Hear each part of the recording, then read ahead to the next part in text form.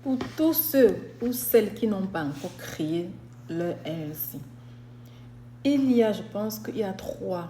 Bon, je vais donner 2. Je me rappelle, normalement c'est 3. J'ai oublié le troisième state. Il y a des states où quand tu crées ton LLC là-bas, tu dors tranquille. Donc, c'est à huis clos. On n'arrive pas à savoir qui est le propriétaire, c'est qui non.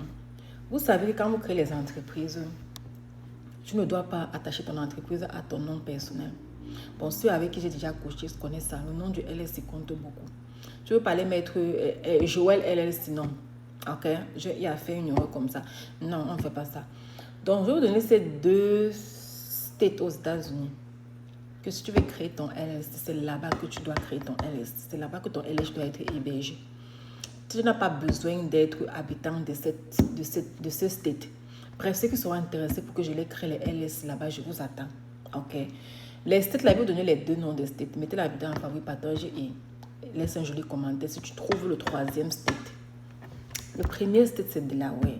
Moi-même que je te parle, mon entreprise, l'un de mes compagnies est à Delaware.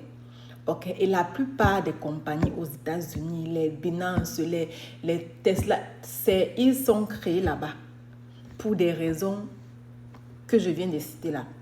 Premier, Delaware. Le deuxième, c'est le Wyoming. Oui, le Wyoming. Je vais écrire ça en commentaire pour ceux qui vont vouloir l'orthographe. Bien ceux qui veulent l'orthographe, écrivez l'orthographe en commentaire. Ces 2, quand tu crées ton LLC là-bas, tu dors tranquille. Non seulement le Delaware, d'abord c'est pour les taxes. Il n'y a pas de taxes. Le Delaware, c'est tax free. Quand tu fais ton LLC là-bas, tu ne paies pas les taxes quand tu fais les taxes. Bref, ceux qui veulent en savoir plus, c'est un joli message. Venez me prendre à inbox pour qu'on crée vos compagnies là-bas. C'est très important.